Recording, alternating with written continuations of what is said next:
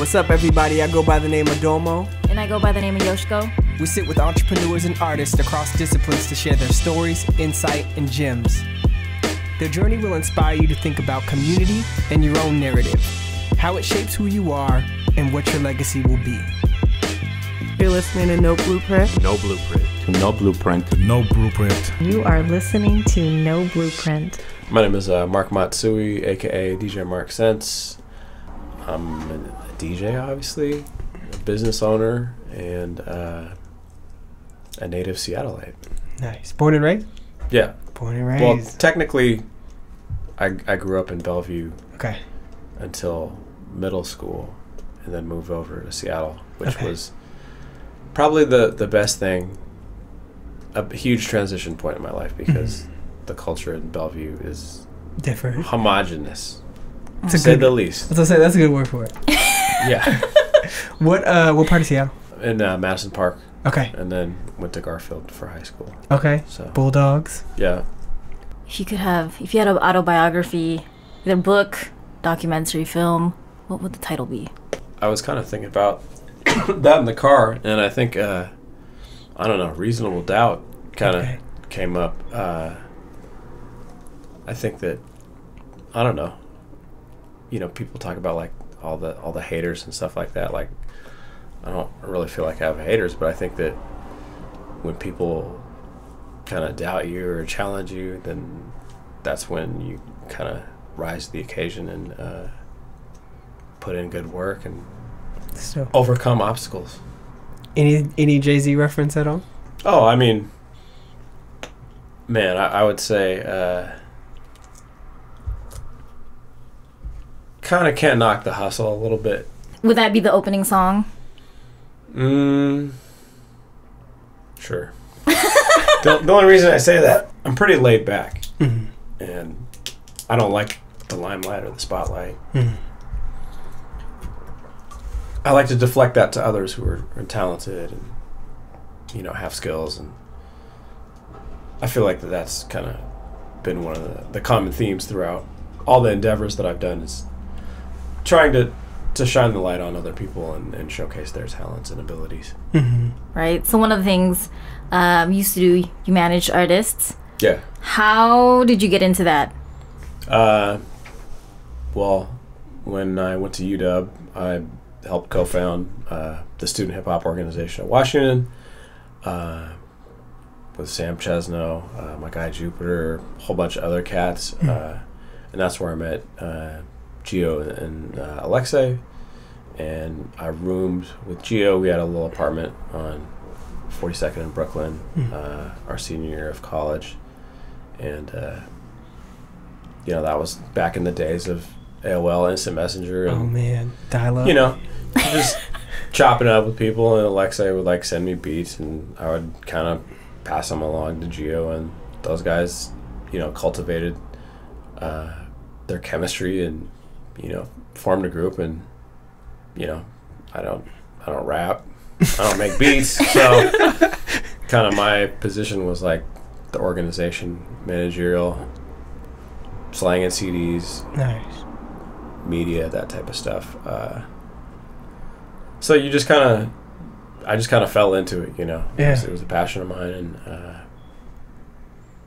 and whenever you find stuff like that, you just gotta go knee deep and jump in the deep end and take a swim and figure out if you like it. And we're fortunate enough to push it to a pretty high level that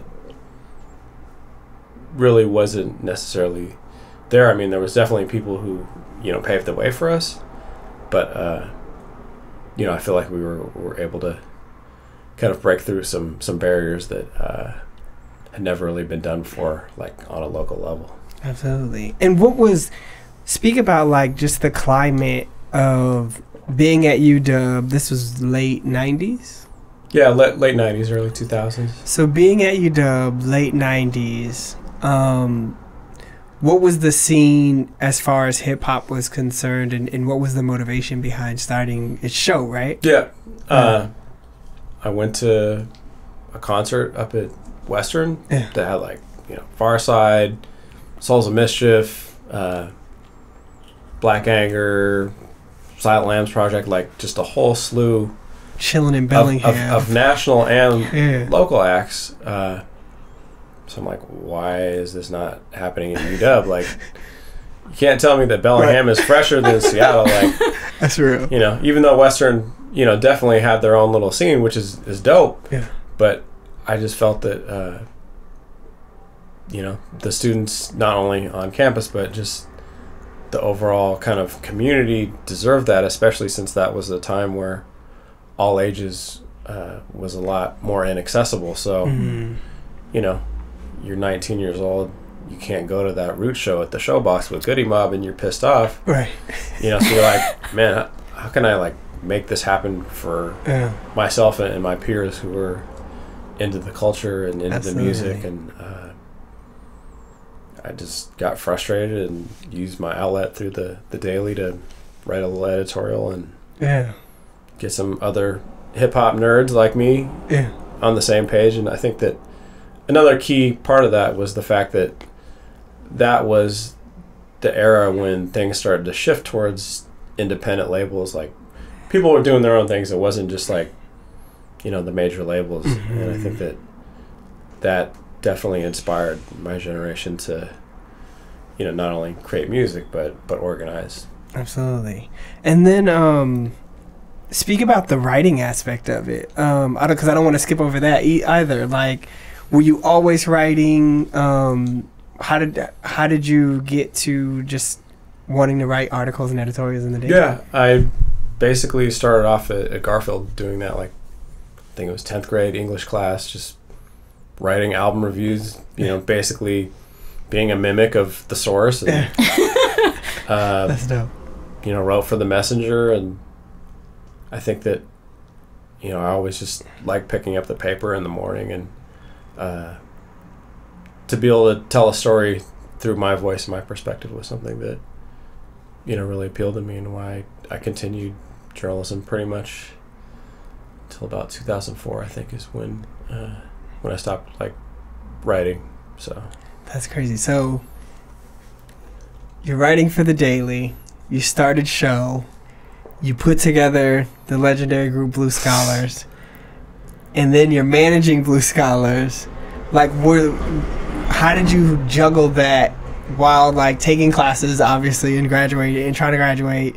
How did you balance that and try to figure out like what was your passion, or was it just like all cylinders go, we'll figure it out when we get there? Oh yeah, it's definitely all cylinders go.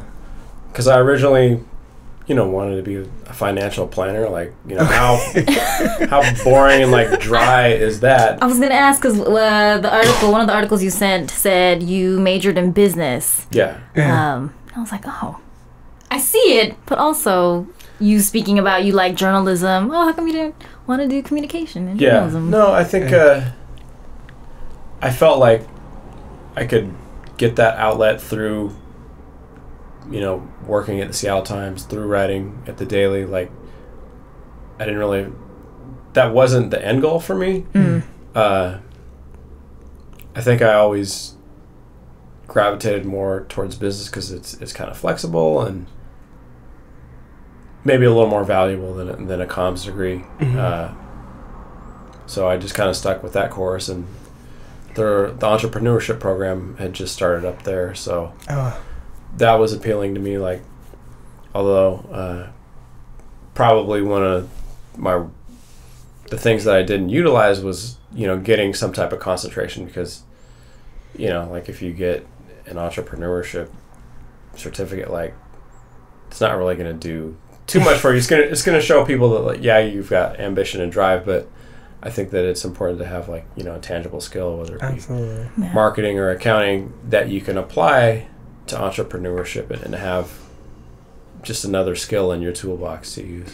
Yeah. You had to have a hell of a portfolio though after you graduated. I did, but you know, I think it kind of displayed like almost more of like a jack of all trades, master of none. But I think that, you know, it's important to have a lot of different skills. The journey. That's the journey for sure. You figure it out. You know, like, try shit and some things don't fall into place, other things you might excel in. And then what did your parents do, and how many generations has your family been in Seattle or the Pacific Northwest?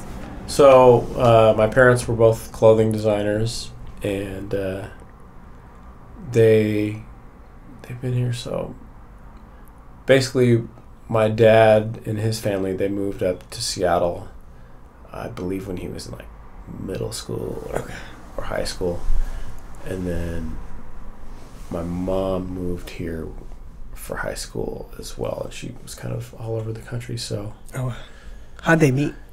They met at a restaurant. What? Randomly. And then they're both as clothing designers? I mean, my dad was doing that, and then I'm sure, he kind of helped my mom in terms of the opportunity and the avenue to do that, because she was working at the restaurant. Like, they didn't just meet at the bar. Okay. So she was working. Yeah. Do you know what restaurant?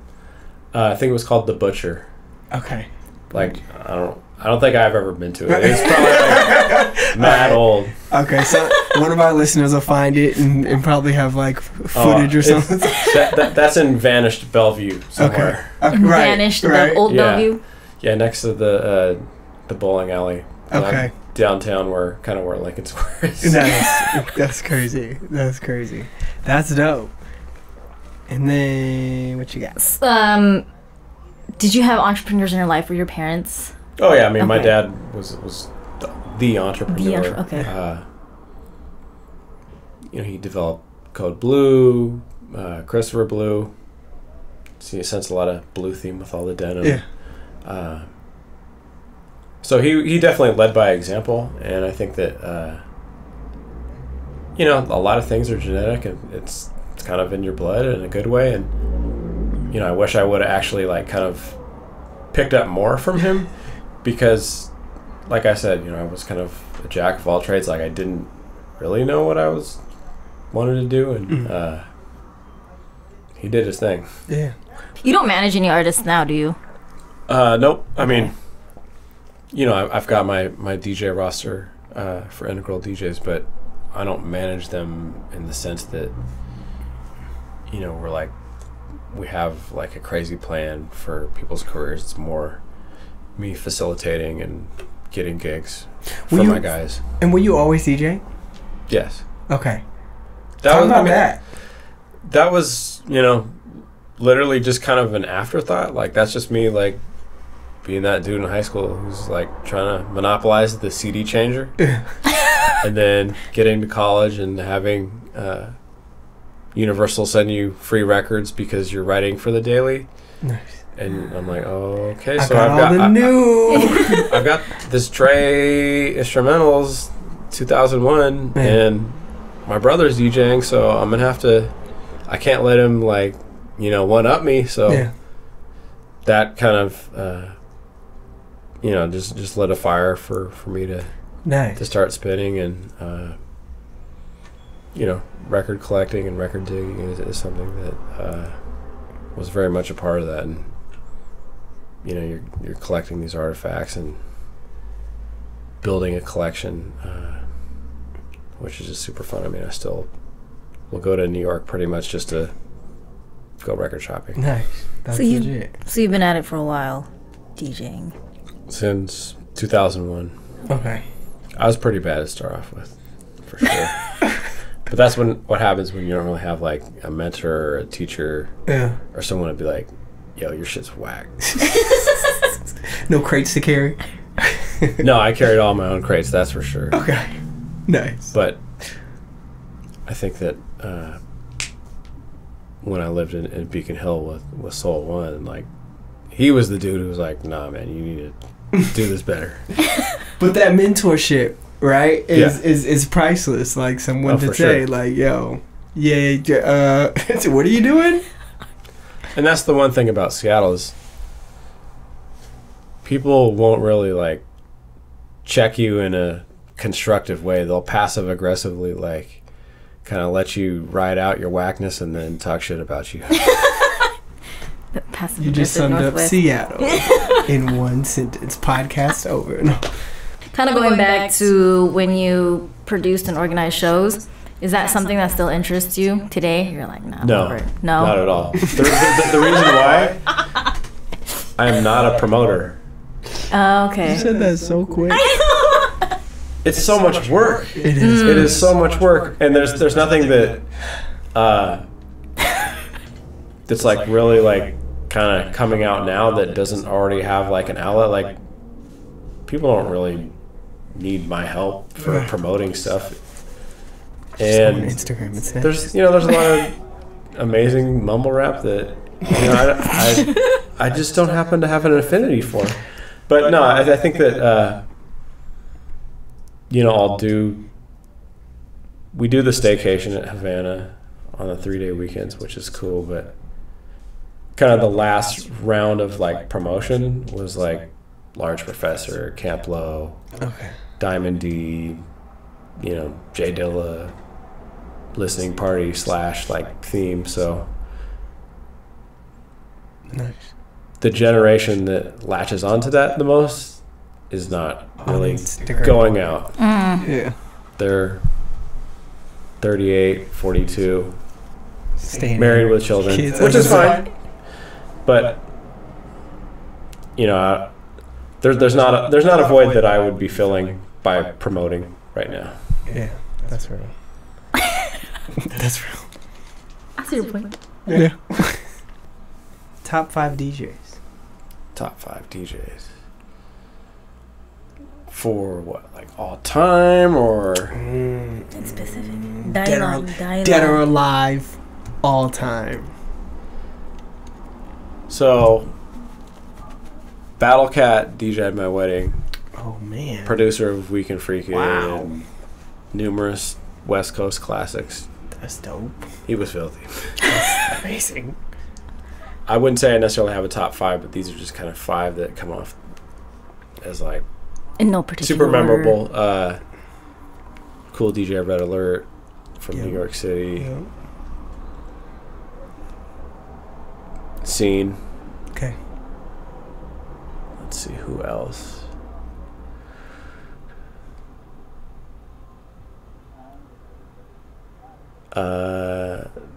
This random, he's not really random, but he DJ'd for the Arsonist. This Cat's been one. Okay. Let's see who else.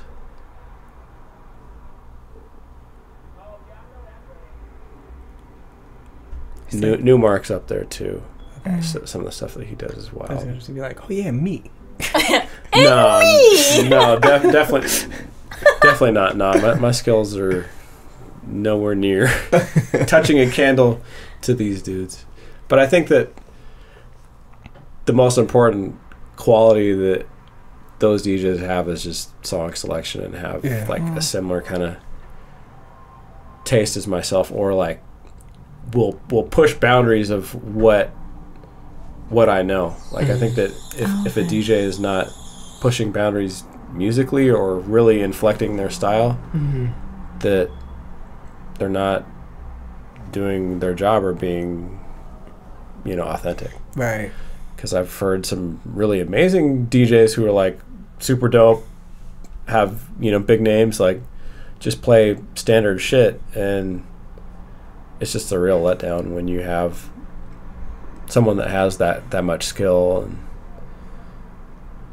that big of a name and a following because of what they might have done previously. Like just do what anybody else could do on a given night of playing the same stuff. Right. And then what would you tell kids looking into getting into DJing in like 2018? Just, man, find your lane in terms of what you like musically, and just dig deep into that, and know the history, know the roots of maybe certain music that they like, that has samples in, and develop your skills. Absolutely. So yeah, skills and music knowledge, and go out to clubs or concerts and absorb the energy and see what's working for other DJs and pick up, little things here and there. You don't got to be a biter or anything like that, but even within like music and artists, so like real. they always, if you're not borrowing bits and pieces of what's already been done that's amazing and put your own twist on it, then Everything's been sampled. Yeah. you're kind of missing out. Not to say that you have to like sample or anything, but you can learn a lot from the people that came before you. That's real. So it's kind of similar to my question. With everything that you've done, what advice would you give? So besides DJing, you've done a lot. Sorry. What haven't you done? What advice would you give to those young adults, high school students, or even college age, old adults? Words Literally just find what you love and don't take no for an answer. Like just continue to knock on the door. If nobody's going to open it for you, then you just got to kick it down, like straight up. Because I think one of the best examples of that for me was writing for the Seattle Times. I had a story and I was like, I called up the newsroom. I'm like, hey, I've got this story. You don't have it. And they're like, oh, can you give it to us? I'm like, no, I'm going to write it. And I just like beasted them into writing a story and getting published, like without like working for them or whatever. And then all of a sudden I'm in the newsroom, 15 hours a week in college, like, Nice. and it paid pretty well. And then, I'm doing high school stories and just don't take no for an answer. Be persistent, and nothing's ever going to come easy, but if you love what you're doing, like, it shouldn't be discouraging when you don't get what you want right away. That's right. Because if you're not, opening up at such and such club right away, you should still be DJing at home because you love it. Right. Absolutely. Work for it. or friends parties or something. Yeah. No, for sure. I mean, the UW house parties is like, that's like kind of at the core of like my development and identity as a DJ is the ability to hold a floor of your peers who, identify with music that you're playing. Right. Honing in on those skills. Yeah. That's real. Cool. Last question. Give me your top 3 go-tos when it seems like, man, I can't, folks are leaving the floor, the wedding's like, folks are getting tired. What are your top 3 go-to songs to get the party popping again? I don't really like those songs, so I'm gonna flip the answer a little bit. Okay. I think my top 3 songs to like kind of sneak in there on the crowd is like, like an Earth, Wind and Fire, Brazilian Rhyme, Okay. or Michael Jackson, Rock With You, Yeah. or let's see what else, or like a Stevie Wonder, Do I Do, like that type of stuff that when you set it up right, like people will just, it will build the vibe further, kind of putting them in a position of like, oh man, like I didn't know that I liked that song as much as, as good as it's sounding right now. Yeah. So Okay. All right. because when you have songs that you use to try and get the dance floor back, usually it's kind of more along like the cliche, like Whitney Houston, I Want to Dance with Somebody, which is like, Yeah. it's cool, but Right. it's not Earth, Wind and Fire. every DJ could do that. Yeah. That's real. And sometimes, like, I feel like sometimes that stuff is like almost like kind of lazy / cheat code.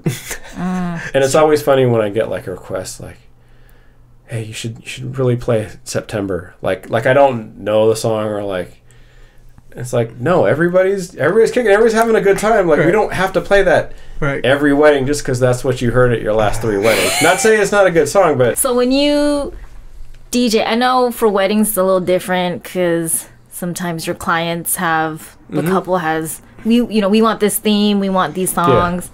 Yeah. But do you try to throw in, or maybe like corporate gigs, do you try to throw in stuff you're like, this may not work, but I really like it, I'm just going to throw it in? Oh, of course. Okay. I mean, you have to do that. They're not going to know these people, but I'm just going to throw it in.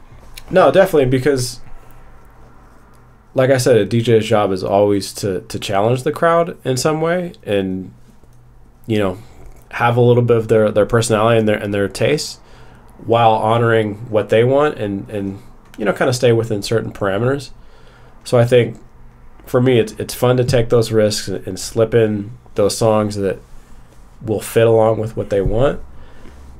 And sometimes there's, couples that will, or clients that have music tastes that are kind of polar opposite, and it may not be like a genre that I love, but I'll pick up bits and pieces of like quality stuff that I'll use in future gigs, and I appreciate their passion for music, even if it's different from mine, because it's challenging me and it's broadening my horizons.